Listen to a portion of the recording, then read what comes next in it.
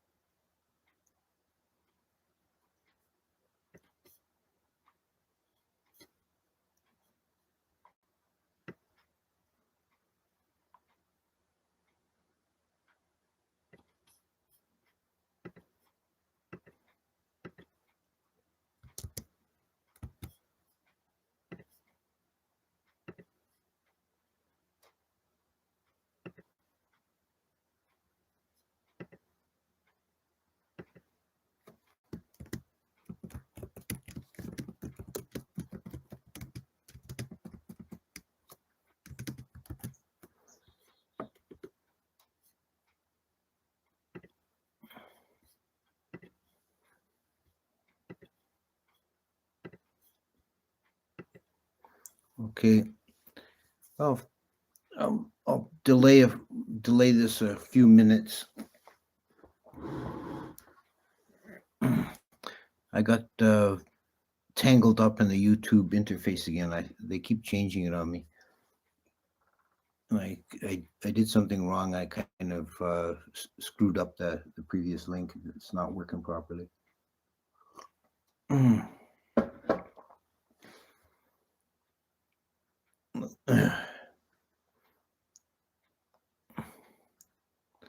So give it a couple more minutes. Hopefully people can stumble in here.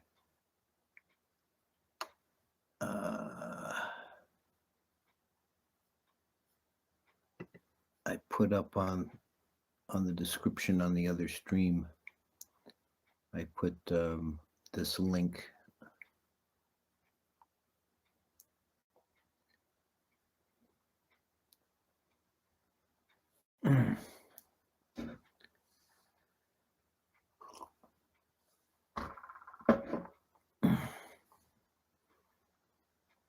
Give it 1 or 2 more minutes. Still, I bet you there's people fumbling around looking for it.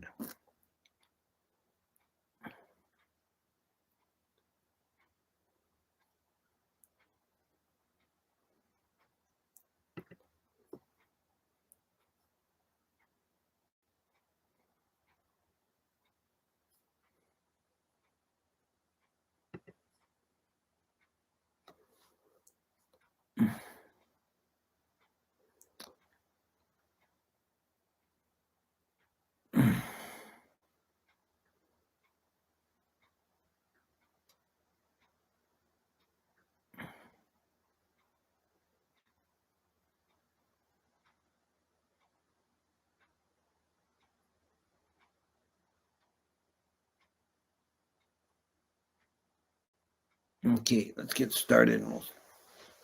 We got what we got. Namo tassa bhagavato arahato samma sambuddhassa. Namo tassa bhagavato arahato samma sambuddhassa. Namo tassa bhagavato arahato samma sambuddhassa. So today I'm going to present the last in this long series on Abhidhamma. And this will be on conditional relations, which comes from the 7th book of the Abhidhamma, the Patana. And it's maybe the most obscure and difficult part of the Abhidhamma. The Patana itself is a huge, sprawling book. In the Siamese script edition, it runs to 6 big volumes, over 3,000 pages. There's no, as far as I know, there's no complete English translation. And I don't believe there's even a complete Roman script edition. It's the seventh and last book of the Abhidhamma. And what it deals with is the different types of causation. How one dhamma, or actually that's overly simplified, how dhammas act as conditions for other dhammas. The general idea of causation is very important, is central to Buddhist philosophy. In the suttas, we have the dependent origination, which is the explanation of causation in the case of a sentient being, particularly a human being, through the 12 Nibbànas, and probably many of you will have at least some familiarity with that teaching.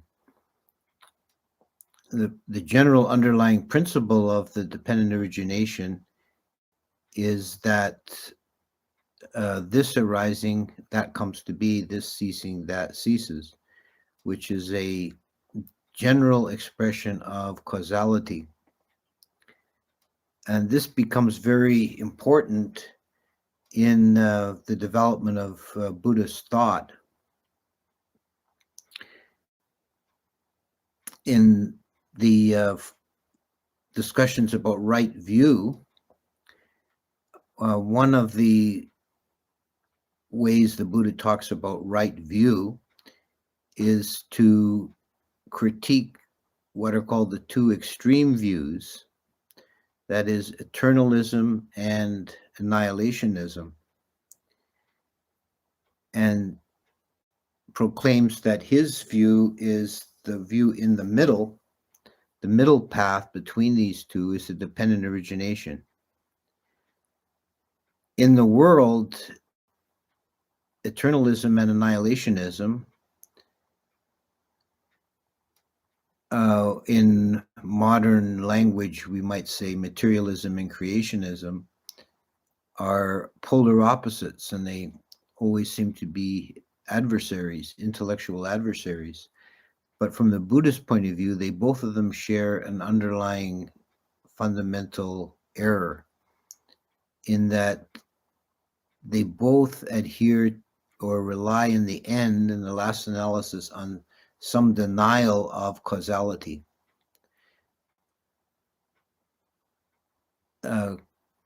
Eternalism, the last analysis, always falls back on the arbitrary will of a creator. And annihilationism or materialism, the last analysis always falls back on randomness, or what the Buddhist texts call fortuitous arising. So Buddhist explanations of the world always rely on this principle of causality. Nothing arises by chance, and nothing is purely arbitrary. Everything arises due to causes and conditions.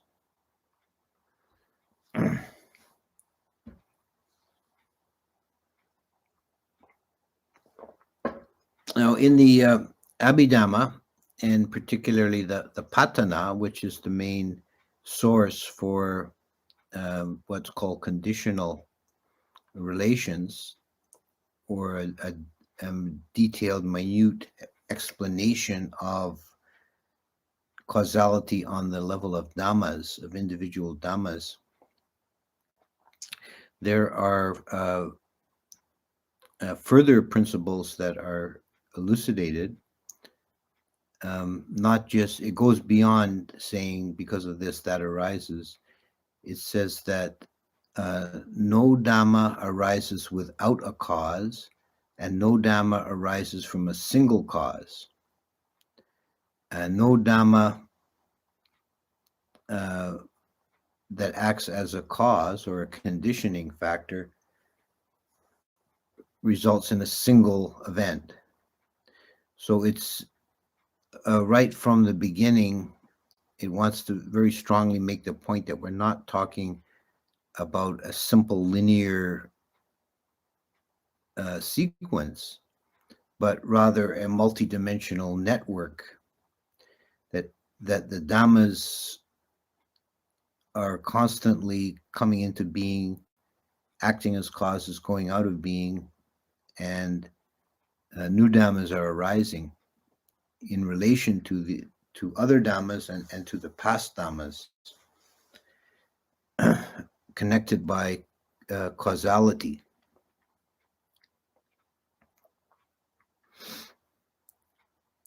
And to analyze the workings of this causality, the Patana gives a scheme of 24 conditional relations. And I would refer you to the file I prepared that has a brief summary chart of these 24 relations. The link is in the description, and it's also in the chat. So these conditions describe particular mechanisms of connection or causality between the conditioning factor and the conditioned factor. And the categories, the particular factors, or pachayas they're called, meaning the particular conditional mechanisms, they're called pachayas. They are not exclusive categories. They overlap. There can be one or more or several pachayas operating in each connection. And the list itself has some redundancies in it. Karunadasa, whose book I've been relying on for this series quite a lot, he makes the point that the number 24 seems to have been chosen somewhat arbitrarily to make it a nice round number, so that it can be easily broken up into groups to explain different aspects. If you remove all the redundancies from the list, you get either something like 18 or 20, depending on how you cut it. But in any case, the classical list is 24. And to give you some idea or some flavor of the thinking behind this, we'll go through these 24 different causal factors. There's a hetu pachaya, root, the root condition. These are the roots. This is the conditioning power or factor that comes from the roots, the hetu, and those are 6 in number. There's greed, hatred, and delusion, and their opposites: non-greed, non-hatred, non-delusion. So the 3 roots of ill and the 3 roots of good, and they act as powerful conditions for our actions, that are comically effective actions. When we act with body or speech in the world, the actions come from one or more of these roots, and they're also effective at the moment of rebirth linking, determining the type of birth. The next pachaya is aramana, or object. which is the connection between the object of consciousness, a sight or a sound or a smell or a mental idea acts also as an object, and that causes consciousness to arise onto that object. So remember, we're talking about pachayas. We're not talking about a thing. It's not like a dhamma. It's a relationship. So there's always a relationship between the conditioning factor and the conditioned. And here with aramana or object condition, we have the action that an object produces on consciousness. Adipati is a predominant causal factor, meaning that it's a cause that is strong and dominates over other causes and has a stronger conditioning power. Because remember, there are several pachayas or conditioning factors that can overlap or occur simultaneously. But when you have an adipati condition, that means it's something very strong that's influencing the subsequent states. And the examples given are very strong sense objects, like something that's very powerfully impinging on the senses, either something very beautiful and attractive or something ugly and terrifying, or very strong odor, or a loud noise, something that really impinges strongly on the senses. Or the other example that classifies as adipati are the four iddhipadas. The iddhipadas are one of the lists of spiritual powers or faculties that we develop to our benefit, and those are consciousness, meaning in this case is chitta, and it means the consciousness is directed or controlled. Chanda, or zeal or enthusiasm. Virya, energy, and vimamsa, investigation. So when those are present, they act as predominant conditioning factors. They have very strong influence on all the other states in the mind. Anantara is a proximity in English, proximity condition, and this means that there is an immediate arising of the effect. We have the conditioning factor immediately followed in the very next moment by its result. And this applies specifically to the mental stream, the mind arising moment by moment, as we discussed in one of the previous videos on the cognitive series. Consciousness and its associated states are arising again and again in a continuous series, unbroken. There's no gap between them. This is called a proximity condition, because this arises immediately, has its result immediately afterwards. There's no time lag from one mind moment to the next. And next we have one of the redundancies in the list. After anantara, we have samanantara, which ends up meaning exactly the same thing. Sahajata pachaya is translated as co-nascence, which means, which is a kind of fancy Latinate term in English, but it means being born at the same moment or arising at the same moment. So there's even less of a time lag here, because the conditioned and the conditioning factors arise simultaneously. And the examples here given are chitta arising together with its cittasicas. If you recall, when we talked about the various factors in the mind, there's always, in each moment, there's chitta, consciousness, but consciousness never arises alone. It always has a suite of other factors that go along with it, a retinue, various things like feeling and perception and intention. These are called the cittasicas.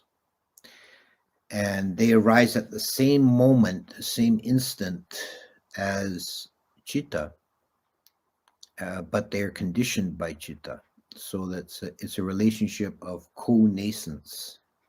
And the same relationship applies to material dhammas of the four great elements. Each of the four elements, when we discuss matter, the Abhidhamma theory of matter is that in a single unit, we might say an atom or a molecule of matter is called a kalapa, and that consists of a minimum of 8 separate dhammas, and the four great elements and various other secondary factors, secondary dhammas, and these all arise at the same instant, and they're conditioned. Each of the four great elements conditions the other three and conditions the secondary factors.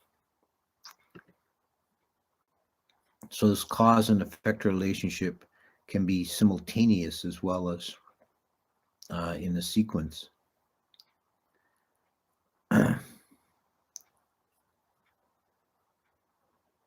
Anya-manya, mutuality, is, again, this is a bit of a redundancy in the list. It's almost the same as the previous one, the co-nascence, except that here there is a mutual relationship. They act, each factor acts, each dhamma acts as both a cause and a condition. And the examples given are exactly the same as in the previous one. The mental states condition each other, and the four great elements condition each other. Nisaya is a support condition, one state serving as a base of support for another state. And the example given is the workings of the sense organs. The physical organ of the eye acts as a base or a support for the mental state of consciousness, eye consciousness.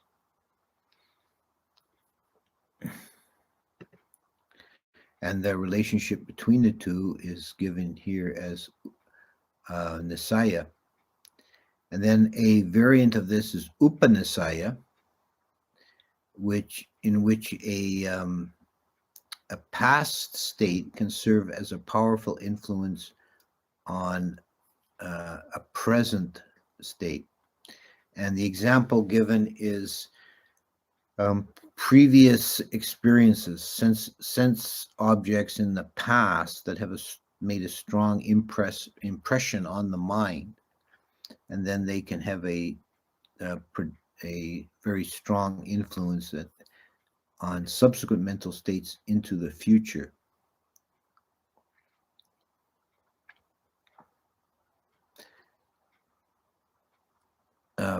Purejata, pre-nascence, meaning something arisen before.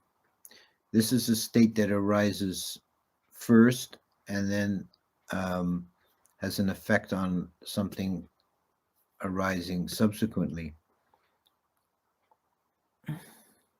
And this only applies to matter affecting mind, or body affecting mind. And the examples are sense consciousness, the sense organs, and sense objects. Now, the reason there's this time difference is because a mental moment is 16 times shorter than a material moment. This was spoken about in a previous video, speaking about mind and matter. There's a different time scale for mind, and the Buddha said in the sutta that mind, nothing changes quicker than mind. And this is enumerated in the Abhidhamma to say there's 16 mind moments occur for one physical moment. So they can't be absolutely simultaneous. One has to arise first. So the matter, in this case, the matter arises first. That is the physical base of a sense organ, and then consciousness is conditioned by that and arises subsequent to that. The opposite of this is the next one is paccajjata, post-nascence, or arising later, which an already existent state is influenced by a state which arises afterwards.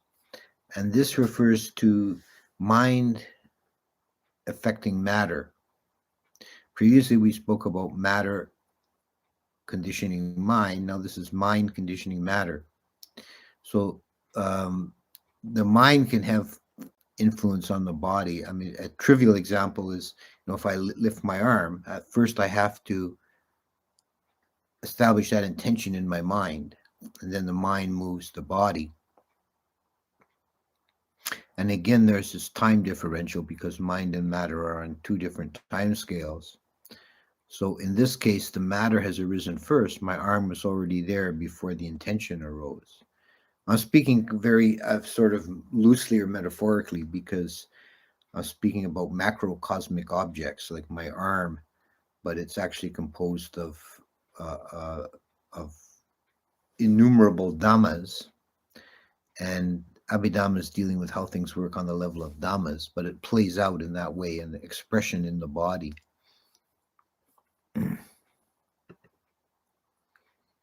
But there's also other effects that the mind can have on the body. One example that comes to mind is what's called the placebo effect, how the mind can heal the body, and the mind can make the body sick. If you're constantly worried or depressed, you're going to have physical symptoms. So the mind can affect the body, and the body can affect the mind, and they're mutual conditioning are expressed in these two pachayas, the purajata and paccajjata. Then we have the asewana pachaya, which is a repetition, which is the mind moments that repeat, copy each other, gather strength. They become stronger, more influential or powerful as conditioning factors. And one expression of this is memorizing something. If you memorize a Pali chant, for example, you would repeat it over and over and over until it becomes easy to do. And that is the asewana pachaya at work, that you're basically, to use a metaphor, you're like digging a groove in the mind so that the cartwheels run easily in that groove. And this asewana pachaya, you could also relate that to habit-forming kamma. And when we do something over and over again, it becomes habitual. It becomes what's called an habitual kamma. And this can be either good or bad. We can establish, we all know how easy it is to establish bad habits and then break them. But we can also establish good habits. Like if you make a determination to meditate every day at the same time, whether you want to or not, and you just do it, and even you overcome resistance and just do it, then that becomes eventually a habit, and it becomes easier and easier and becomes just something you do without any particular fuss. So you can establish good habits or bad habits, but it's the same underlying mechanism at work in both cases. And kamma pachaya, which refers to the operation of karma, and this operates on different levels.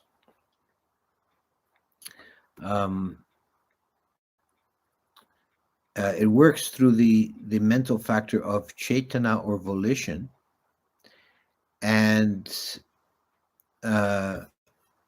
it works on one level and very immediately, that the cetana or the volition is one of the universal mental factors, and it conditions every other mental factor that arises together with it. That's like more than instant karma. It's immediate. It's a simultaneous karma.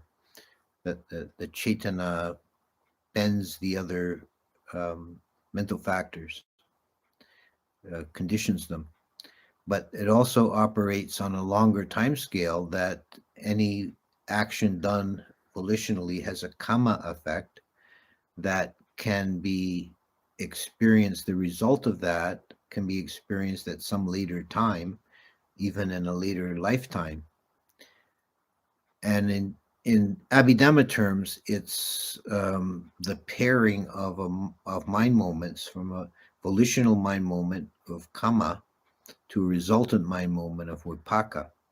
And the link, the connecting factors, is pachaya, the pachaya of karma. So the subsequent experience that may be many lifetimes in the future has been conditioned by that mind moment when the karma was made.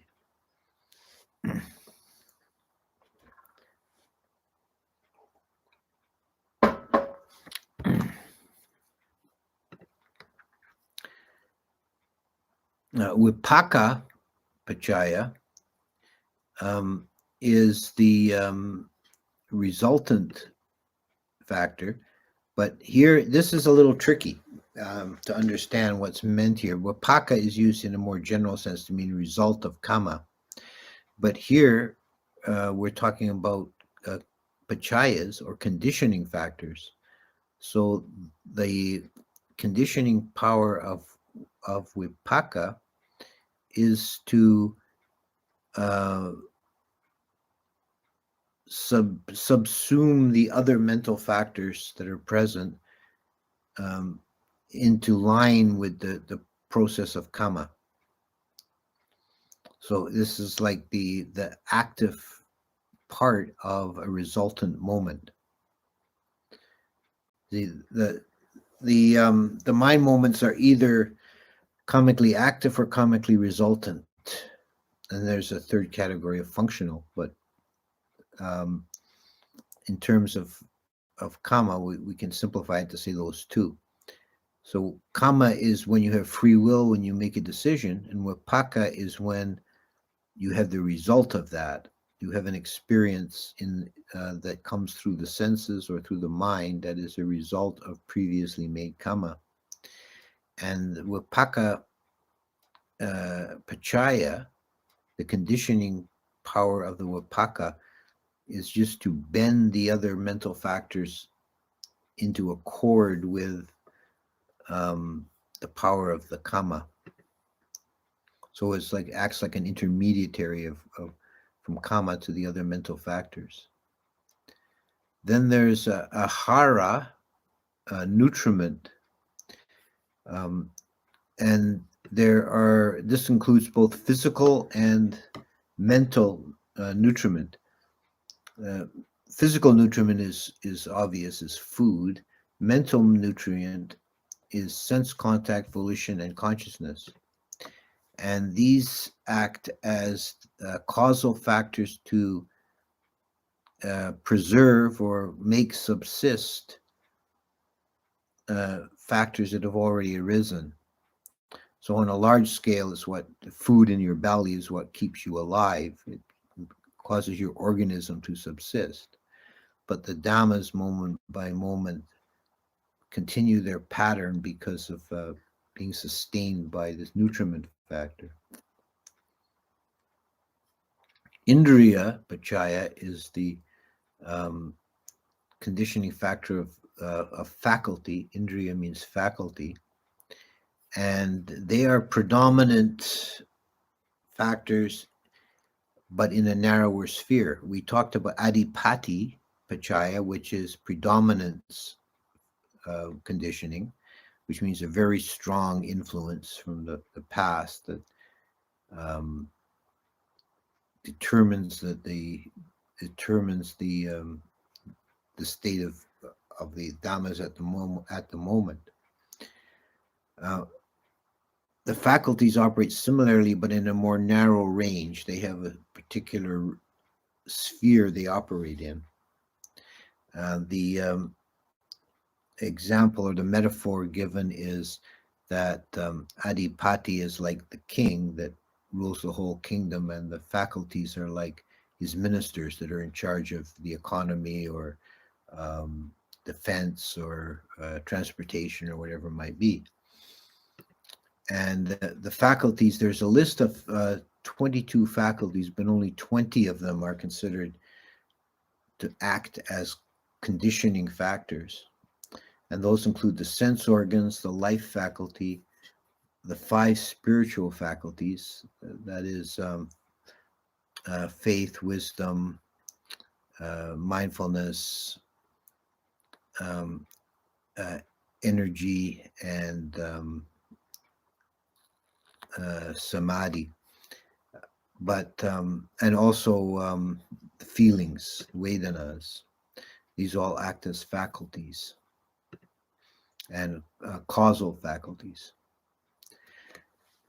Jhana pachaya is the cause of close attention, and it's expressly stated that we're not exactly talking about jhana as the meditative absorption, but it's related to that in that the jhana factors act to activate the mind to be able to focus on an object. So whenever you're closely attending to something, paying close attention, then this causal factor is operating to bring your mental faculties in line with the object. Magga pachaya, this is the path faculty. These are mental states that align towards a goal. And the best example of that are the Eightfold Path, which aligns towards Nibbàna. But we can also have a negative version of that. Instead of samadhi, we have miccha-ditthi and so on, which bring the mind away from liberation and immerse one deeper in samsara. But in terms of acting as a conditioning agent, although they head in opposite directions, the energy or the process is similar. The conditioning factor here is the alignment towards a goal. And sampayutta pachaya is association, a mental state that causes other states to arise with it in close association. And these are mental states that have 4 things in common. They have a common sense organ, a common object. They arise at the same time and they cease at the same time. So this is the causal factor that binds together all of the chittasakas at a moment of sense impression, that everything's aligned towards the sight or the sound. And the states arise in very close association. So this is a causal factor that's mind to mind, mental to mental. The next one, vipayutta, or dissociation, is the relation of mind and body. Mind and body cannot be as closely aligned as mental state to mental state. It said it's like oil and water mixing. They're 2 different substances, and they can influence each other, have an effect on each other, but it's not as intimate an association as one mental state to another. And the examples given are at the moment of rebirth linking, mind arises together with body and influences the particular form of the body, whether it's a human or a dewa, male or a female, healthy or sickly, whatever. This is all physical form that's conditioned from past karma originally, but the factor operative is the mind. And the other example works the other way. It's matter or body affecting mind, and that's the sense organs. The operation of the sense organs obviously affects the mind. It presents objects to the mind. So this factor, vipayutta, deals with the interrelationship of body and mind. Ati pachaya is the presence condition. It's and this is now where the last few were into redundancies here. They're pretty well covered by previous conditions, but as a category, avigata or non-disappearance refers to, or ati refers to one state conditioning another, and that includes, it's a very general term, and it includes the states of pre-nascence, co-nascence, and post-nascence. And then we have avagati, non-disappearance, which is just another name for this previous one. And then nati pachaya, absence, which is the disappearance of one state causes the appearance of another. And this applies to mind moments in a series. And it's the way it works is a mind moment ceases, then it creates a space or an opportunity for another mind moment to arise. The two moments can't overlap, they can't exist simultaneously. So the new mind moment, one of the factors causing it to arise is the absence of the previous moment. And this is called nati, or absence condition. And the last one in the list of the 24 is vigata pachaya, which is the same as the previous one, is a disappearance condition. So we have this list of 24, and you can see it's quite complex, and I've run through it actually quite quickly. And there's a lot of details I've simplified and run over. Some of the general themes to bear in mind are relationships between mind and body, mind and mind, and body and body. They're different causal factors who work in different ways. And also time relations, whether the conditioning factor precedes the conditioned factor, or whether they arise simultaneously, or in some cases, actually the conditioned factor can arise first, and then the conditioning factor arises subsequently and influences it. It changes its direction somewhat. And this only occurs in the case of mind influencing matter.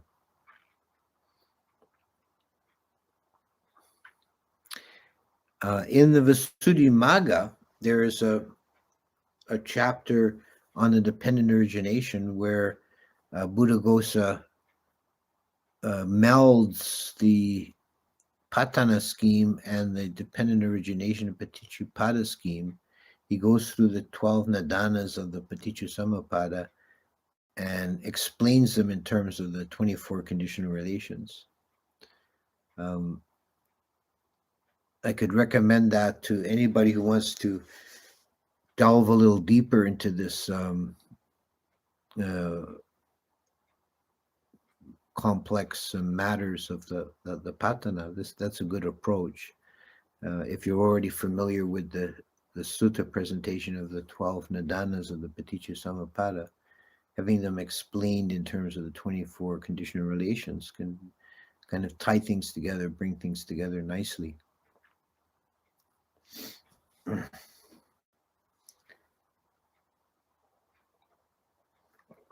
And before leaving the topic of conditionality, there's one more, if you're not already overwhelmed with these details already, there's one more scheme that actually comes in the commentaries of categories of causation on a more general level, and this is the 5 niyamas, or sets of laws that govern the operation of the universe. And those are utu niyama, or temperature laws. It's a literal translation, but it's more like physical laws, things like in our modern terminology we'd say like geology and meteorology, physics perhaps, explaining the natural phenomena. Bija was a seed law, which is like genetics. It's how organisms transmit characteristics over generations. Dhamma niyama, or the laws of Dhamma, which are the more metaphysical, let's say, laws like the 3 characteristics and the 4 noble truths, dependent origination. There's Kama niyama, which is the operations of the laws of Kama. And there's Chitta niyama, which is really what we've covered in this Abhidhamma series, particularly the cognitive series. It's the operation of how the mind works. And these 5 laws are given as, first of all, a more precise explanation of the idea that nothing arises randomly. Everything has causes and conditions.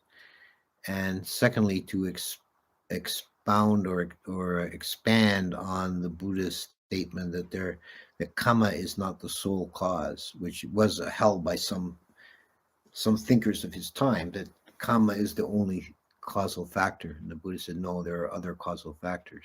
And then the commentary fleshes that out to say what they are.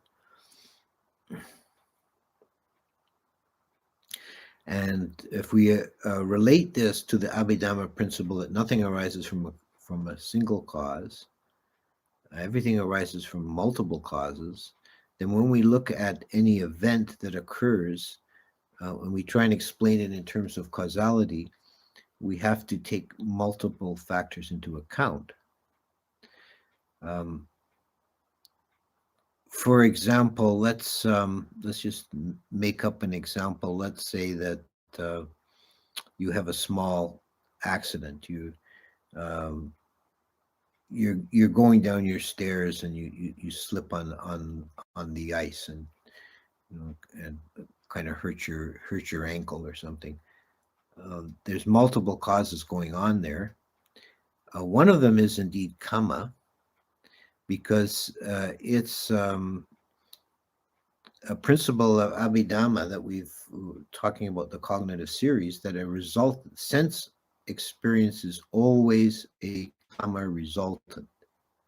It's classed as resultant, all sense experiences. So that means that one of the previous causes for everything you experience through your senses has to be previous karma. So somehow you made some bad karma in the past that results in your experiencing this painful sensation of falling down on the stair. But that's not the only cause. There's also the cause of utunuyama, the fact that it's cold in the morning and there's ice on the step. That's utunuyama. and the law of gravity, which would probably also be classed under Uttaniyama, that causes you to fall downward. This Bijjaniyama, because you inherited from your ancestors a bipedal body that is a little bit unstable in certain conditions. So there's always various causal factors operating in any given moment, and it's extremely complex, and it's really impossible to unravel all the causes that apply. But with these various schemes, the dependent origination, the 24 conditional relations, the 5 niyamas, we can get a general picture of how causality works. And even if we can't explicate all the details, we can get a general overview and an understanding of the nature of things. So we'll go to questions now, and that concludes my my series on Abhidhamma, and I'll start something new for next week. I don't know. I haven't decided yet exactly what it'll be, but we'll see. I kind of like this idea of doing a series to get in depth on a topic. So we'll try and think of something during the week. But go ahead now if you've got any questions, particularly just it doesn't, because particularly since this is the last one of this series, feel free to ask more general questions, particularly if they relate to Abhidhamma. But if you have any questions that come up from this particular presentation, it would be especially relevant.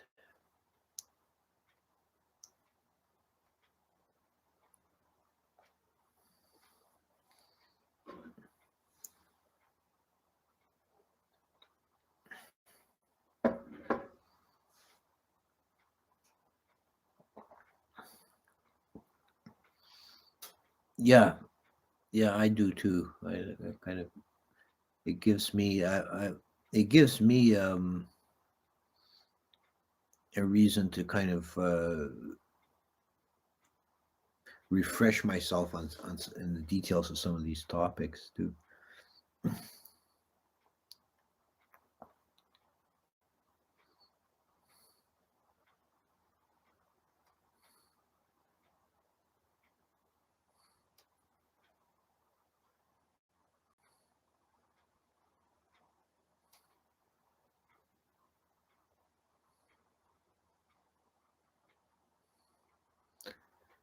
Okay, Miroslav's asking, Ajahn, how would one interpret the first verse in Dhammapada, Mano Punnadhammo Dhamma, using Abhidhamma causality lens? Yeah, mind is the forerunner. Mind precedes the body, like the cart precedes the horse. I would explain that in terms of Abhidhamma. That would be, there's many kind of levels you could approach that. One would be that the particular body that you have, whether it's human or animal, male, female, whatever particular form you have, is determined by your previous karma, and the karma was made in the mind. So, in the dependent origination, at the first moment of conception, which is what's really meant by jata or birth, is conception, is consciousness arises in the womb together with the matter. Abhidhamma explains that they arise simultaneously. It's a co-nascent causality factor, that mind and body arise together in the womb, and then consciousness acts as a causal conditioning factor for the particular unfoldment of the body. Would it be accurate to refer to Nibbàna as home? Well, I don't know if it's accurate, but it's a common metaphor. have to always be careful talking about Nibbàna, that we're not taking things too literally. It has been referred to by Ajahn Mahabua, for example, likes to refer to it as your true home, like going home. But other analogies are the far shore, or the island, the safe, secure refuge. And these are kind of poetic allusions, as long as you don't take it too literally, and don't get stuck on literalism with these descriptions.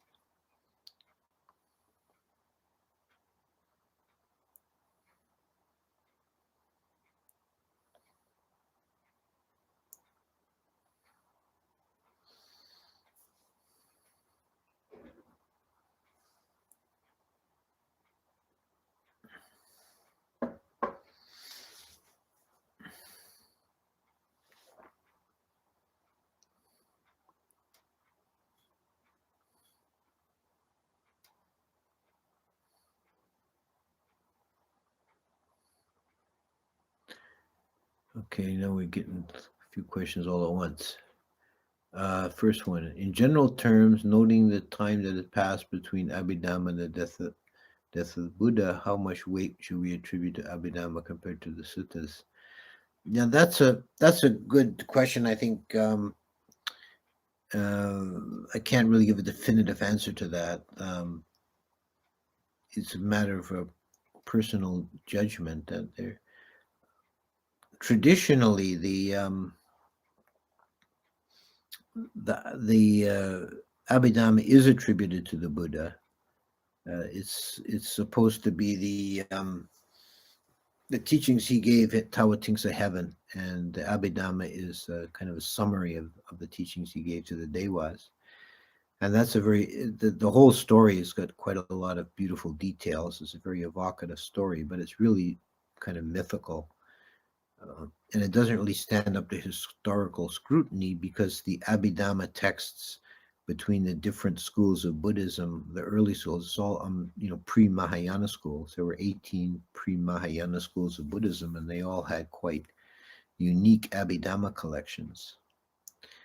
I think it deserves, my own opinion, if I can speak that way, I think I wouldn't give it the same weight as the suttas, but I give it a lot of respect. It's something that was very carefully worked out by senior followers of the Buddha in a period not too long after the Buddha's death, when the tradition was still very fresh. And it's really just a working out of the details of what the Buddha taught. It's not really inventing anything new. Ajahn, in your example of tripping on the stairs, you said it can be past karma. Just to clarify, do you mean the immediate past karma of stepping on the stairs, or karma from a previous birth? I meant karma from the past, which might be this lifetime or previous lifetimes. That there will be, you made some karma that will cause a painful resultant in the future. And it may take many years, may take several lifetimes before that karma expresses itself physically. Is suffering the main driver on the path from some point onward? Yeah, it is actually an important motivating factor. In the Upanishaya Sutta, which is called the Bhikkhu Bodhi calls it the transcendental dependent arising. It's a variation of the dependent arising that doesn't just go around in a circle, but actually breaks out and leads to liberation. And the key point there is from suffering to faith.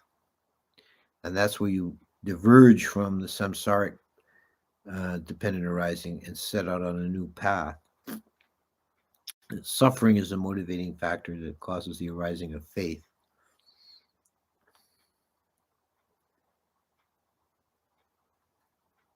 if Ananda had asked the Buddha to live for an eon, would be able to meet the next Buddha. No, no. There cannot be two Buddhas simultaneously.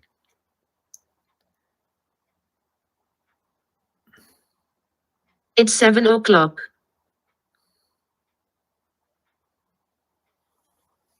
No, so the Buddha didn't live for an aeon, and I don't think that I don't think he would have had any intention to do so.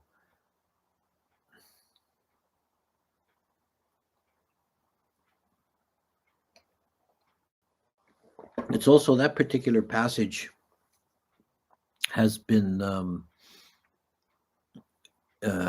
discussed quite a bit, and actually in the commentary, so the very early interpretation of that passage, when it says the Buddha could live for an aeon, the word in Pali for aeon is kappa, and the commentary says what he really means is not a world kappa, but an ayu kappa, meaning a lifespan. So, according to the commentary, mind you, what the Buddha was actually saying is, if I chose, I could live a full lifespan, which would have been considered a full human life at the time was considered 100 years. To say the Devas live for 576 million years, does that mean the next Buddha will come in 576 million years? No, it doesn't mean that at all, because he's already been, we don't know how many years he's already been in the seat of heaven.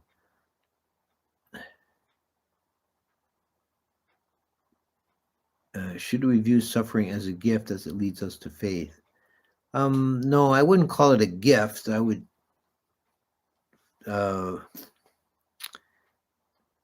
think it's like a reminder, a wake-up call. And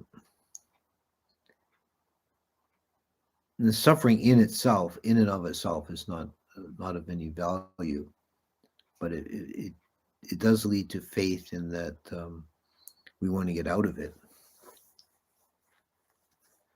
Are there any specific causal patterns outlined with reference to how factors of the Noble Eightfold Path work in conjunction with one another and in relation to other circumstantial variables?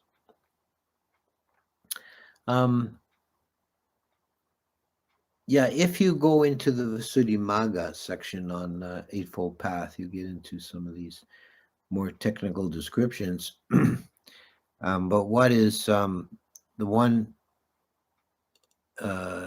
important point there is to distinguish between the Lokiya and Lokuttara, that is mundane and supramundane path. The ordinary Eightfold Path, like you're going through your life and trying to live according to the Eightfold Path. That's the mundane level, and that's the best you can do most of the time, and that's bringing you towards the transcendental path, which is what occurs at the moment of breakthrough, like the moment of stream entry. It comes in 2 steps. First, there's path, then there's fruit. The path is when the Eightfold Path factors come together on the transcendental level, aligned to Nibbàna. And then in the next moment is the realization of Nibbàna, or the fruit. But it's still the Eightfold Path, but it's translated to a higher level. How can Mara control one of Brahma's attendants if he's from a lower realm? Is it possible for a Deva from a lower realm to be more powerful than a Deva from a higher realm? Yeah, that is also something that gets discussed in the commentary, because it seems like an anomaly. If other people may not be aware of the story, there's a sutta where the Buddha visits the Brahma Baka in the Brahma realm, and Mara takes over the mind of one of the lesser Brahmas and causes him to challenge the Buddha. And it's stated in the commentary that that's as high as Mara can reach, is the very lowest level of Brahmas. So the Brahma that Mara got into was a Kayaka Brahma of the first level. So it's the very lowest tier out of the 16 tiers of the Brahma world. And that's as high as Mara can possibly reach. And he can't, even there, he can't influence them into sensuality, but he can muddle their view and their perception.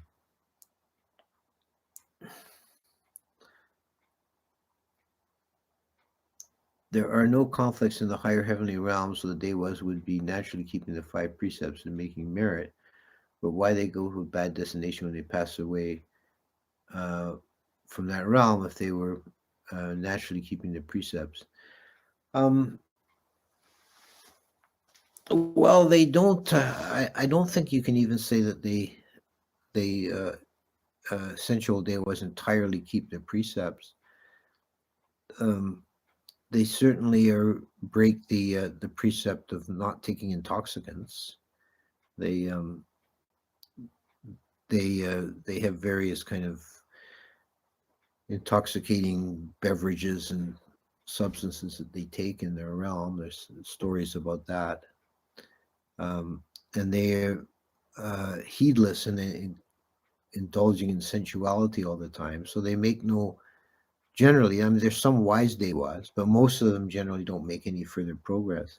So when they've used up, even if they don't break any precepts during their deva span, they don't make any good merit either. So when their lifespan runs out, if they haven't made any positive karma, then it can be some old karma from previously when they were human that causes them to fall and take a lower rebirth.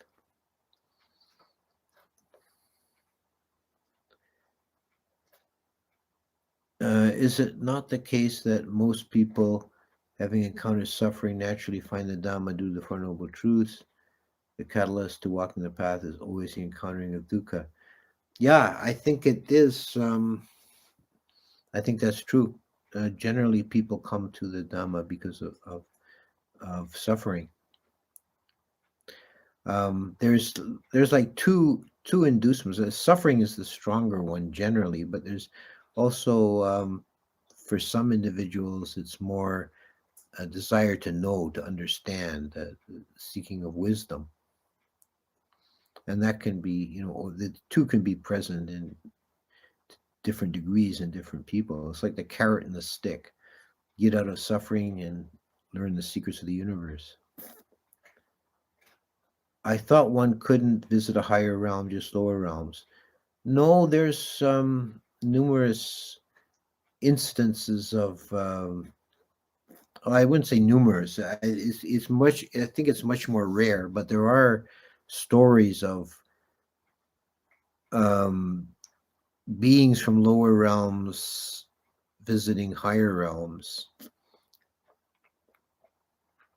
The 4 great kings commonly go up to attend on the gods in Tawatingsa.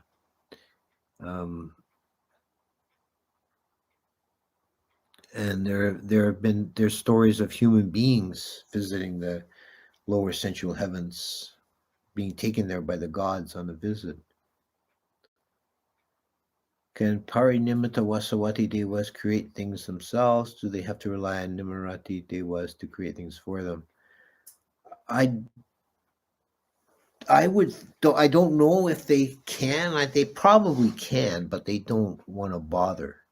It's sort of like they've reached this sort of peak of sensual existence where they live a completely useless existence, being catered to their every desire without even having to lift a finger, without even having to turn their mind to creation. The other devas create things for them, which kind of says something about the sensual existence. That's the peak. The highest you can go is a kind of completely useless supine kind of existence. Is the teaching of Dhamma more available in the higher realms? No, it's less so. It's one of the advantages. There's various advantages human beings have over devas, and one of them is opportunity to hear the Dhamma. It's much more present here than it is in the higher realms. Is Shiva from Sutta Nipata 221 the same Shiva as the Hindu god Shiva? I don't think so. It's probably just a coincidence of names, because Shiva doesn't really appear as a significant deity in India until much later than the Buddha.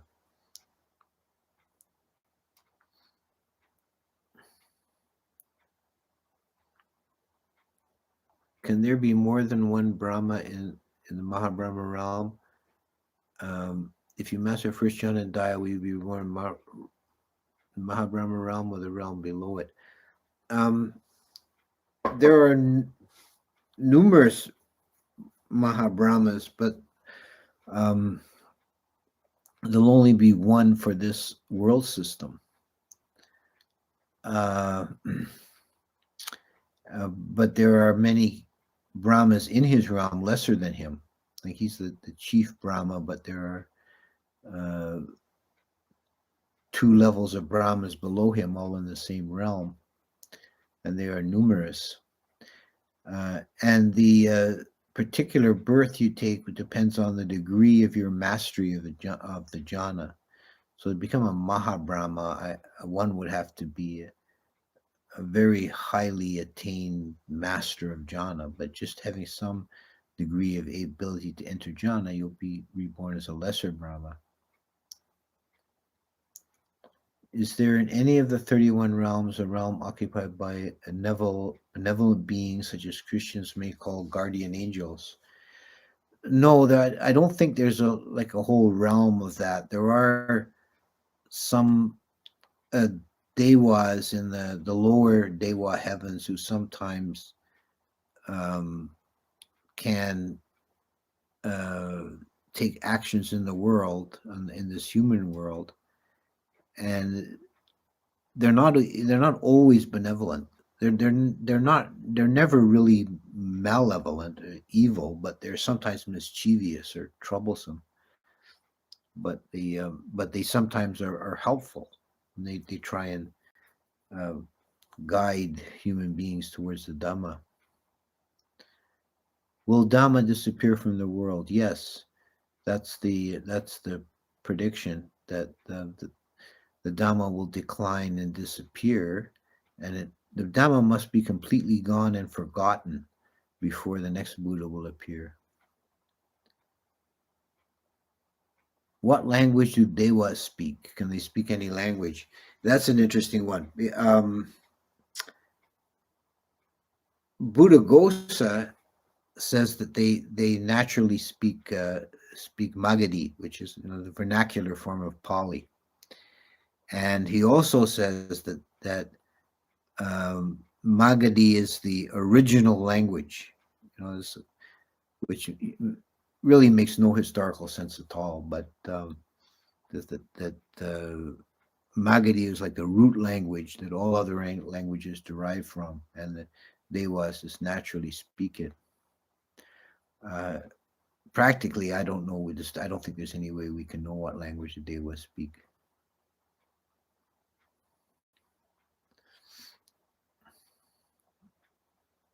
They may communicate more simply mind to mind. They may not have really a language as we know it.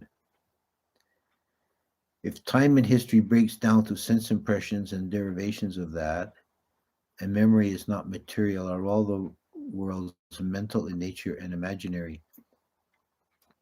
That was held by some schools of Buddhism. The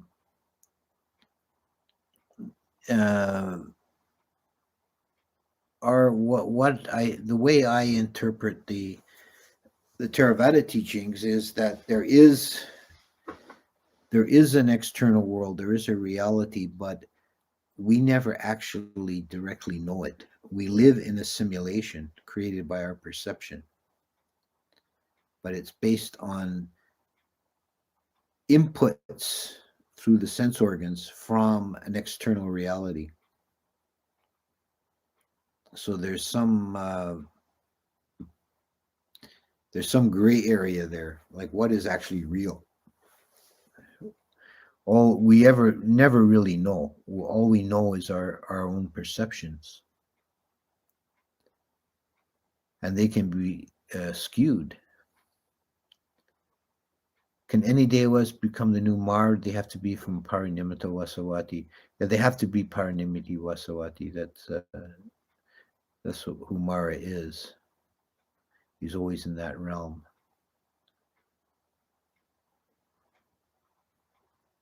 Are guardian angels that bring good fortune simply good karma? Yeah, I would say that.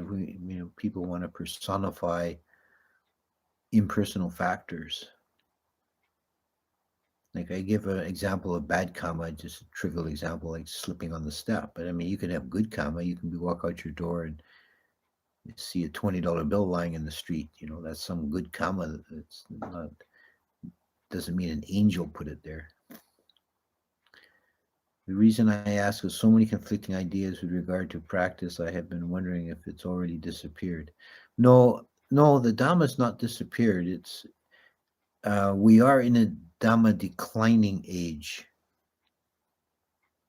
So we would expect it to be getting more muddled and more confused, but it's not extinct yet.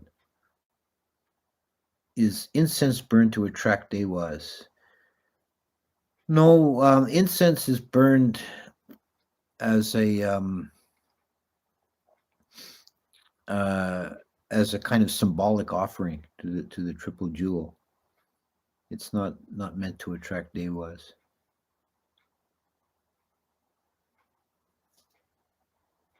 Is keeping 8 precepts or 10 precepts more meritorious in generosity?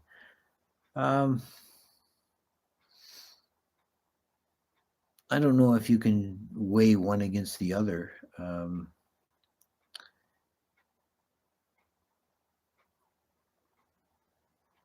Probably in terms of results, yeah, maybe it is. Maybe keeping the 8 or 10 precepts would be more meritorious, because they would tend to, their renunciant precepts, they would tend to lead one out of rebirth. Eventually, they're tending in that direction, where generosity tends towards a better rebirth. Generosity by itself doesn't lead out of rebirth.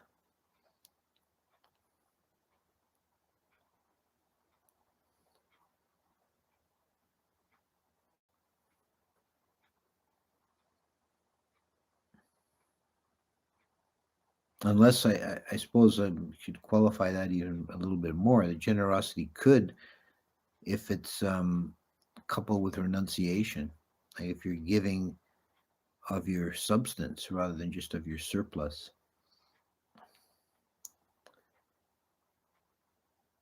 Since I have ADHD, I find completely dry vipassana more effective.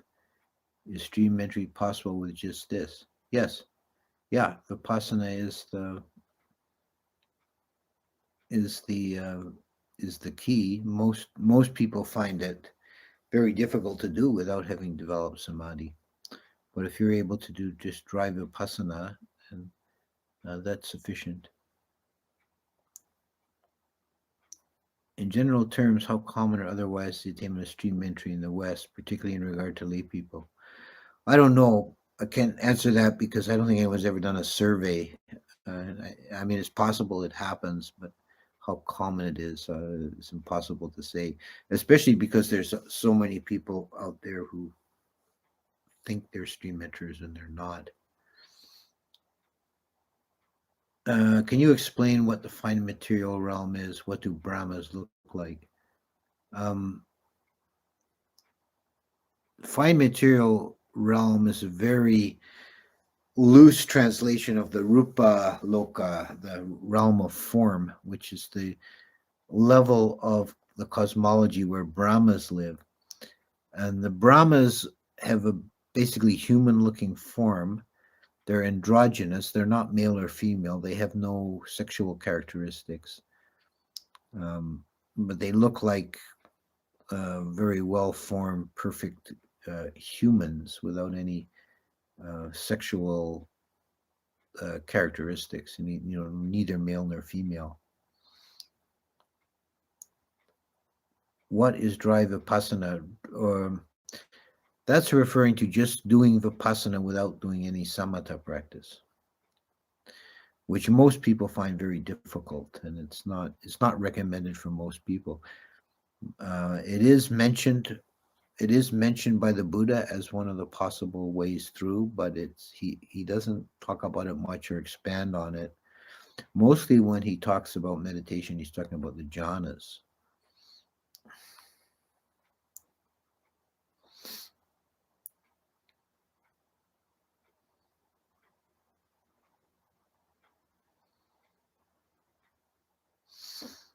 Okay, so I think I